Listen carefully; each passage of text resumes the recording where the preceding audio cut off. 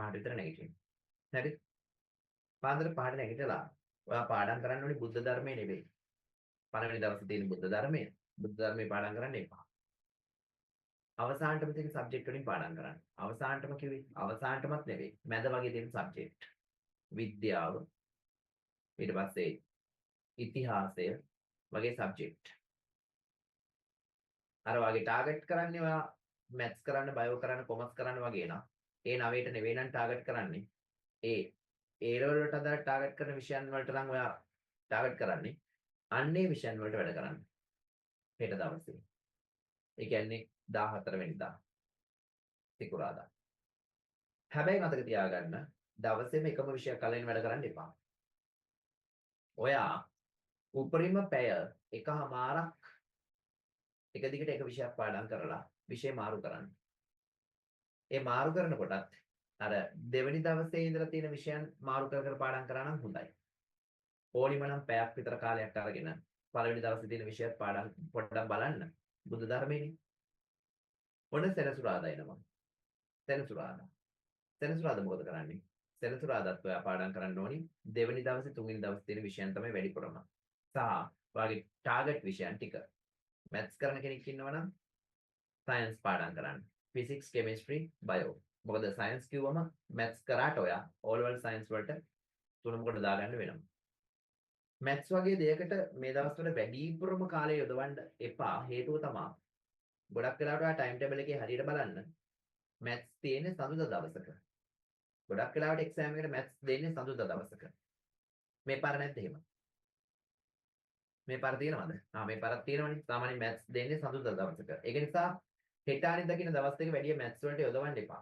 Maths වල කඩපාඩම් කරගන්න දේවලුත් නැහැ. හැබැයි සිකුරාදා ඔයා එක්සෑම් එක ලියලා ඔයා සෙනසුරාදා ඉරිදා දවස් දෙකම ෆුල් ටයිම් මැත්ස් වලට යොදවන්න. එතකොට හරි. ඔන්න දැන් ඉරිදා දවස උදා වුණා. අනිත් එක මේ දවස්වල මතක තියාගන්න මේ වෙලාව ඔයා තව ටිකක් පාඩම් කරනවා කියලා ඉන්න එපා. දැන් මේ ක්ලාස් එක ඉවර වෙච්ච ගමන් දැන් වෙලාව කීයද? 11:22යි. මගේ මේ කතාන්තරෙන් පස්සේ 11:35 11:40 වුණා කියලා හිතන්නකෝ. තවදුරටත් නිදි බරාගෙන තව චුට්ටක් පාඩම් කරලා නිදා ගන්නවා කියලා ඉන්න එපා. නිදා ගන්න. 11:22යිනේ 11:00මාරයිනේ නිදා ගන්න. නිදා ගන්න යනකොට ඔයා දත් මදින්න. ෆ්‍රෙෂ් පිට නිදා ගන්න. හරිද? මේ අතපය සෝද ගන්න. නාන්න එපා. මේ බාහිරය නාන්න එපා. හේතුව තමයි වගේ සෞඛ්‍යයට පොඩි හරි හානියක් වුණොත් ඒක බලපානවා මුළු ජීවිත කාලෙටම. හොඳට ආගෙන. මම කියන කතාන්දර ටික වචන ටික හොඳට ආගෙන. වඩපිට බල බල ඉන්න එපා. අනිත් එක තමයි පුතේ මේ ඔයා යටිපතුල් දෙක හොඳට සෝද ගන්න. සෝදගෙන ඇඳ පිළිවෙලකට හදාගෙන නිදා ගන්න එක නිදා ගන්න. ඔහේ කියන ඩොග් ගාලා කොහොම වුණත් නිින්ද යනවනේ කියලා වැටෙන්න එපා. සුව නිින්දක් ඕනේ. අනිත් එක මේ දවස්වල ඔයාලා මේ වැරද්ද කරන්න එපා. නිදා ගන්න ඇඳට ගිහිල්ලත් ෆෝන් එක බලන්න එපා. ඔයාලා කරන්න එපා. වෙන කෙනෙක් කරාට කමක් නැහැ. එක්සෑම් ලියන ඔයා කරන්න එපා. අනිවාර්යයෙන්ම ඔයා නිදා ගන්න පැයකටවත් කලින් ෆෝන් එකෙන් ඈත් වෙන්න. මම කියන්නේ පාඩම් වැඩ වලින් නෙවෙයි. ෆෝන් එකෙන් ගේම් ගැහුවනම් ගේම් ගහන්න නැහැ මේ දවස්වල කොහොමද? ඔයා ෆෝන් එකෙන් chat කර කර හිටියනම් නිදා ගන්න පැයකටවත් කලින් ඔයා ෆෝන් එකෙන් ඈත් වෙන්න. මානසික වෛද්‍ය විද්‍යාවට අනුව ඔය තෙලවෙන තිර මම කියන්නේ කම්පියුටරේවත් හරියන්නේ නැහැ. රූපවාහිනී තිරයත් එපා. පැයකටවත් කලින් අයින් වෙන්න. අයින් වෙලා ඔයා ෆෝන් එක ස්විච් ඔෆ් කරලාම තියන්න. නිදා ගන්න 11:00 නම් 10:00 ෆෝන් එක ස්විච් ඔෆ් කරන්න. හැබැයි ඔයාලට 10යි කාලේ ඉඳලා 10:00 වෙනකම් විනාඩි 15ක් යොදවලා ඇවිල්ලා තියෙන මැසේජස් වල රිප්ලයි කරන්න. ඊට පස්සේ නොටිෆිකේෂන් කියවන්න, මැසේජස් කියවන්න. කියවලා ෆෝන් එක ස්විච් ඔෆ් කරලා තියන්න. ඊට පස්සේ අර නිින්ද යනකල් මේ පැය තුන මොනවද කරන්නේ? පොතක් කියවන්න. එහෙම නැත්නම් බිත්ති වල අලවලා තියෙන සංඥා සිතියම් ටික මම ඕන තරම් ඔයාලට අලවලා ඇති. ඒ කියන්නේ මම ඔයාලට කියලා ඔයාලා අලවලා ඇති. ඒව දිහා බලාගෙන ඉන්න. නිින්ද යනකල්. පුළුවන් නම් ඇඳට ගිහිල්ලා ඇල්ෆා මට්ටමට හිත ගන්න. ඇල්ෆා මට්ටම කියලා කියන්නේ මනෝවෛද්‍ය විද්‍යානුකූලව ඉතාමත් හොඳ දෙයක්. අපේ යටිහිත හා උඩුහිත එකට සම්බන්ධ කරන්න පුළුවන් ඇල්ෆා මට්ටම. ඇල්ෆා මට්ටමට හිත ගැනීමත් එක්ක යටිහිතයි උඩුහිතයි එකට ලං කරන්න පුළුවන් අපිට.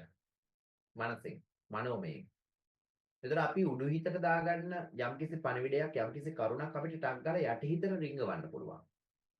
යටි හිතට රිංගවපු යම් පණිවිඩයක් සාර්ථකත්වයේ කරා යන ප්‍රවණතාවය ගොඩක් වැඩි. මමත් ඇල්ෆා මට්ටමට හිත ගත්තා. හැබැයි උඩරිම ඔයාලට රිංගවන්න පුළුවන් කරුණු දෙකක් හෝ උඩරිම වශයෙන් කරුණු තුනයි. එතනින් එහාට කැපැසිටි එක වැඩි. කොහොමද ඇල්ෆා මට්ටමට හිත ගන්නෙ? හොඳට යටිපතුල් දෙක සෝදගෙන සැහැල්ලු ඇඳුමක් ඇඳගෙන පිරිසිදුවට හදපු ඇඳ ඇතිරිල්ල මත ඔයා උඩුබෙලිය අතර හාන්සි වෙනවා. උඩුබෙලිය අතර හාන්සි වෙලා කකුල් දෙක ලං කරගෙන දික් කරගෙන අත් දෙකත් දික් කරලා දෙපැත්තෙන් තියාගන්නවා ඇඳ උඩින්. ඊට පස්සේ ඔයා මෙහෙම උඩුබෙලිය අතර හාන්සි වෙලා ඇස් දෙක පියාගන්න. කටත් පියාගන්න, කටත් වහගන්න. වහගෙන හිතෙන් මුමුණන්න එපා. හිතෙන් හිතන්න 100 ඉඳලා 99 98 97 ඔය මට්ටමට ඒ ස්පීඩ් එකට ඒ රිද්ම් එකට 99 98 97 කියන ස්පීඩ් එකට ඔයා 100 ඉඳලා ආපස්සට ගණන් කරන්න. කොහොම ගණන් කරගෙන යනකොට 50 ගණන් 40 ගණන් වගේ ගණන් කරනකොට ඔයාලට නිින්ද යනවා. නිින්ද ගිහිල්ලා එකපාරටම ආයෙත් අවදි වෙනවා. ඇහැරෙනවා. දැන් ඇස්සිලා වගේ ඇහැරෙනවා. ආයෙත් ඔයා මොකද කරන්නේ? නවත්තපු තැන ඉඳලා නෙවෙයි ආයෙත් ඔයා 100ට ඇවිල්ලා 100 ඉඳලා ආපස්සට ආයෙත් ගණන් කරන්න. එතකොට 80 ගණන් වගේ යනකොට ආයෙත් නිින්ද යනවා. ආයෙත් එකපාරම ගැස්සෙලා හැරෙයි. ඊට පස්සේ ආයෙත් ගණන් කරන්න එපා. ඔයා ඒ වෙලාවේ ඔයාගේ තියෙන ප්‍රධාන අරමුණු දෙකක් හෝ උපරිම තුනක් හිතට දාගන්න. මම වෛද්‍යවරයෙක් වෙනව දවසක. එහෙම නැත්නම් හොඳම දේ තමයි ඒ වගේ වෙලාවට බිත්තියේ ඉස්සරහා වාගේ අරවලා තියාගෙන A3 කොලයක මම වෛද්‍යවරයෙක් වෙමි. එතකොට ඔයාට ඒ වචන ටික, ඒ වචන දෙක තුන නිකන් අඩනින්දෙන් ලාවට වගේ දැක්කත් ඇති.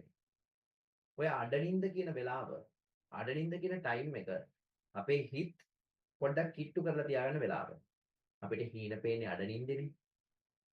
ගැඹුරු නින්දදී හීන පේන්නේ. එක්කෝ නින්දට ගියපු අලුත හීන පේනවා. එක්කෝ අවදි වෙන්න ඕන්න මෙන්න තියෙද්දි හීන පේනවා.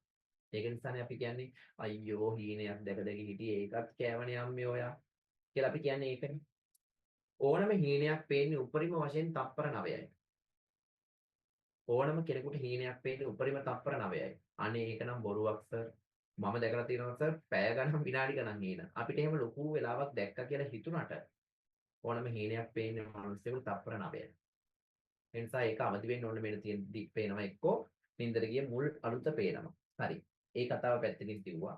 අපේ හිත ඇල්ෆා මට්ටමට අරගෙන අරමුණු දෙකක් අපි හිතට ඇතුළු කරගත්තා. ඊට පස්සේ ඔයා සුවනින්දක් නිදා ගන්න. එලාම් තියාගන්න. කොහොමත් පාඩම් කරන්නේ නෑනේ කියලා ඇඳට ගිහිල්ලා ෆෝන් එක ඔබ ඉන්න එපා. chat කරන්න YouTube වල ඉන්න එපා. ඔයා නිදා ගන්න ඇඳට ගියා නම් ඒ පැය 6 නිදා ගන්න ඕනේ. ඒ පැය 6 නිදා ගන්න නැතුව ඇඳට ගිහිල්ලා පාඩමින් ඈත් වෙලා පැය 6ක් ඉන්නවා කියන එක නෙවෙයි අරමුණ. පැය 6 නිදා ගන්න ඕනේ. උදේට නැගිටලා ඔහොමම මේසෙට ගිහිල්ලා පාඩම් කරන්න පටන් ගන්න එපා. ගිහිල්ලා හොඳට බ්‍රෂ් කරන්න. දත් බෙහෙත් ටිකක් දාලා හොඳට බ්‍රෂ් කරලා කට සෝදලා ෆ්‍රෙෂ් පිට ඇවිල්ලා ඉඳ ගන්න මේස. ඉඳගෙන පාඩම් කරන්න. පාඩම් කරනකොට ලොකු පොත් කියවන්න එපා. හරිද? මේ අනුමාන කරන කොටස් තියෙනවා නම් ගුරුවරු කියන ඒ කොටස් වලට අදාළ තියරි ටික හොයන්න. එහෙම නැත්නම් ඒ සබ්ජෙක්ට් වලට අදාළ ගුරුවරු මෙන්න මේ කොටස් ටික බලන්න කියලා කියන්නේ නැති.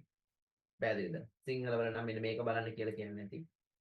මෙන්න මේ කොටස බලන්න, මේ කොටස බලන්න, මේ කොටස බලන්න, සතර කම්මන්ත්‍රණේ බලන්න, අඟුල් මල් දමනේ බලන්න. එහෙම කියනවා ඇති. ඒ ටික බලන්න. පැහැදිලිද? එතකොට මේ දැන් ආවා 16 වෙනිදා. 16 වෙනිදා ආවම ඔයා දවල්ට නාන්න ඕන. මේ දවස් ටිකේම දවල්ට නාන්න. උදේ 11ත් දවල් 1ත් අතර වගේ නාන්න. 1ත් 2ත් අතර වගේ නාන්න. හැන්දෑවට නාන්න තියාගන්න එපා. අනිත් එක මේ දවස් ටිකේ කෑම කනකොට මතක තියාගන්න විශේෂයෙන්ම රැයට දවල්ටත් එහෙම තමයි. රැයට තමන් වෙනදට කන ප්‍රමාණය තියෙනවනේ. වෙනදට කන ප්‍රමාණය කොටස් 3කට බෙදා ගන්න. 3කට බෙදා ගන්න එක කරදරයි වගේ නම් 2කට බෙදා ගන්න. වෙනදට කන ප්‍රමාණය බත් පිඟානට බෙදාගෙන බෙදාගත්ත බත් පිඟානෙන් තව පිඟානයකට භාගයක් අඩු කරන්න. අඩු කරලා අර බෙදාගත්ත ප්‍රමාණයෙන් භාගයක කොටසක් විතරක් කන්න. ඉදිරි කොටස වහලා තියාගන්න. පැය දෙකක් විතර පාඩම් කරලා ඊට පස්සේ අර ඉතිරි කොටස කන්න. මොකද වෙනදා එකපාරම බත් පිඟානයක් කෑවනම් අදත් ඒකම කරොත් එහෙම ඔයාලට අර තෙරපීම ආහාර මාර්ගයේ තෙරපීමත් එක්ක රෙස්ට් එකක් ඉල්ලනවා හිත. අපි ඒකට කියන්නේ බුද්ධිමත කියලා. බුද්ධිමත කියන්නේ ඒක. බුද්ධිමත කියලා කියන්නේ බුදිනවා. කෑම බුදීමෙන් පසු අපිට එන රෙස්ට් එක හිතට එන අරමුණ තමයි බුද්ධිමත. ඒ නිසා මේ දවස්වල කෑම කොටස් වලට බෙදලා කන්න. හරිද? දැන් 16 වෙනිදා රෑ වුණා. 16 වෙනිදා රෑ මොකද කරන්නේ? 16 වෙනිදා උදේට ඔයා බුද්ධ ධර්මයේ ටිකක් පාඩම් කරලා දවල්ට ඊට පස්සේ දවසේ තියෙන සබ්ජෙක්ට් එක පාඩම් කරලා ටිකක් සිංහල වෙන්න පුළුවන්. පාඩම් කරලා ඊට පස්සේ 16 වෙනිදා හවසට ආයෙත් බුද්ධ ධර්මයේ පාඩම් කරන්න. පොත් හැලි කියවන්න එපා. ස්පෙෂල් කොටස් ටික විතරක් කියවන්න. කියවලා ඔයා 16 වෙනිදා රෑට රාත්‍රී 9:00 වෙනකොට වගේ වැඩ නවත්තන්න. ඔය කිව්වට ඔයාලා 12 1 වෙනකම් පාඩම් කරනවා කියන එක සාර්ථක නැහැ. සාර්ථක නැහැ. ඔයාලා පාඩම් කරනවා කිව්වට බෑ. ලබන සතියේ පාඩම් කරපු දේවල් මේ ලබන සතියේ නෙවෙයි ඊළඟ දවසේ පහුවදා පාඩම් කරපු දේවල් ඔයා යූස් කරන්නත් ඕනේ. ඒක නිසා මම මේ කියන්නේ අනිවාර්යයෙන්ම පැය 6ක් නිදා ගන්න. මොකද අනිත් පහුවදා තියෙන බුද්ධ ධර්මය හැලියෙනම ලියන්න එක කෑල්ලක් හරි ඔයාට කම්මැලි වුණොත් සම්පූර්ණයෙන්ම පේපර් එකෙම ඉවරයි. අනිත් එක මිග්‍රේන් වගේ දෙයක් දැන් ප්‍රතික්ෂාව වගේ දෙයක් ආවොත් අවුල්. ඊට පස්සේ හොටු වැක්කෙරින්දි ලියන්න බෑ. කේන්ති යනවා. ඒතර මනස සම්පූර්ණයෙන්ම අවුල් වෙනවා. ඒක නිසා පැය 6ක් නිදා ගන්න. රෑ 9:00ට පාඩම් කරන එක නවත්තන්න. රෑ 9:00ට පාඩම් කරන එක නවත්තලා ඔයා සුදු ඇඳුම අයන් කරන්න. අයන් කරලා එල්ලලා තියන්න පැත්තක. රෑට ටයි පටි එල්ලලා තියන්න පැත්තක. සපත් දෙක පිහදලා මේස් දෙක සපත් දෙක ඇතුළට දාලා එතනින්ම තියන්න. පැහැදිලිද? ඊට පස්සේ ඔයාගේ පෑන් පැන්සල් ටික ලෑස්ති කරගන්න. මේ දවස්වල හෙට සිකුරාදානේ හෙටම අම්මලාට කියලා නිල් පෑන් 5ක් සහ මේ කළු පෑන් 5ක් ගෙන්න ගන්න. ඔයා ලියන්න ලේසිම පෑන් මොනවාද? බටර් ජෙල්ද, ඇට්ලස්ද, චූටිද මොනවා හරි කමන්නේ. තමන්ට හුරු පෑන් 5 10ක් ගේන්න. පාට පෑන් ගේන්න කියන්නේ එපා. තේරුම් නැහැ නේ. ලියන්න දෙන්නෙත් නැහැ. කළු පෑන් 5යි නිල් පෑන් 5යි. ඒ පෑන් පාවිච්චි කරලා මේ දවස්වල ලියන්න. හැම පෑනකින්ම සෙන්ටිමීටරයක් විතර තින්ත අඩු වෙනකන් ලියන්න. එතකොට පෑනේ අලුත් බව නැති වෙනවා. සහ අර ලියනකොට තියෙන ඝර්ෂණයේ ගතිය නැති වෙනවා. ස්මූත් ලියන්න පුළුවන් වෙනවා. වේගෙන් ලියන්න පුළුවන් වෙනවා. පැන්සල් දෙකක් ගේන්න කියන්නේ. එක පැන්සලක් දිගටම තියෙද්දි දෙකේදවර මුල් කරන්න. අනිත් පැන්සල දෙකට කඩන්න. දෙකට කඩලා ඒ දෙකට කඩපු පැන්සල් වල දෙකේදවර උල් කරන්න. එක පැන්සලක් කව කටුවට අමුණලා තියාගන්න. බැලන්ස් කරලා ලස්සනට අමුණලා තියාගන්න. අනිත් එක නිකම්ම තියාගන්න. ඇයි මේ පැන්සල් වල දෙකේදවර මුල් කරන්න කියන්නේ? විභාගයේ වෙලාවට චිත්‍රයක් රූපයක් ඇඳ ඇදිද්දි පැන්සලක තුඩ ගැටුණොත් උල් කර කර ඉන්න වෙලාවක් නැහැ. අනිත් පැන්සල ගත්තා. එහෙම නැත්නම් පැන්සල අනිත් පැත්තේ හැරෙව්වා ලිව්වා. ඒ විදිහට පැන්සල් ටික ලෑස්ති කරන්න. 16 වෙනිදා රැයට ඔයා නිදියන්නේ ඇඩ්මිෂන් එක අරගෙන ලෑස්ති කරලා. ඊට පස්සේ ජාතික හැඳුනුම්පත හෝ ඒ වෙනකොට ලබා දුන්න පත්‍රිකාව ලෑස්ති කරලා. ඊට පස්සේ පැන්සල් ටික ලෑස්ති කරලා. ඊට පස්සේ වොච් එක අතේ බඳින වොච් එක ලෑස්ති කරලා. වතුර බෝතලයක් පුරවලා තියාගත්තත් කමන්නේ නැතත් කමන්නේ උදේ පාන්දර පුරව ගත්තත් කමක් නැහැ. ඇඩ්මිෂන් එක මතක තියාගන්න මේස උඩින් තියන්න එපා ලෑස්ති කරනවා කියලා. මොකද සමහර විට තාත්තම හරය ඇවිල්ලා කඩදාසි කෑල්ලක් හොයනවා ෆෝන් නම්බර් එකක් ලියන්න. තාත්තට ඉතින් අතට අහු වෙන එක තාත්තා ගන්නවා තේරුමක් නැහැනේ. ඔය කඩදාසි ගන්නත් පුළුවන්. අපි දන්නේ කියන්න බැහැනේ. එක්කෝ මල්ලි ඇවිල්ලා අත පිහදානවා. ඔය කඩදාසි අතර අරගෙන අත පිහදලා ගුලි කරලා විසි කරනවා. එහෙම නැත්නම් රෑට මේස උඩින් දිව්වොත් එහෙම මීයක් ඇවිල්ලා ඇදගෙන යනවා. ඒවා වෙන්න පුළුවන් දේවල්. උනාට පස්සේ අපි හිත කලබල කරගෙන වටපිටාවට කෑ ගහලා අඬලා දොල්ලා ඉන්නවට වඩා හොඳා. ඔයා ඩයරි එකක් හරි මොකක් හරි මේස උඩින් තියලා ඒක ඇතුළට දාලා තියන්න. ඩෙන්ටිටි එකයි ඇඩ්මිෂන් එකයි. ඒ ඇඩ්මිෂන් එකේ තියෙනවා ටයිම් ටේබල් එක කොටස. ටයිම් ටේබල් එක කොටස ඔයාලා ඇඩ්මිෂන් එකෙන් පරිස්සමට රිරුලක් තියලා ඉරලා බිත්ති අලව ගන්න. ඉදිරි කොටස විතරක් ගෙනියන්න. එතකොට මේ අර පොත් රාක්කේ තියෙන පොත් අස්සේ ගහන්න එපා ඇඩ්මිෂන් එක. මොකද උදේට ඔයාලට මතක නැහැ මොන පොත අස්සේද ගැහුවේ කියලා මතක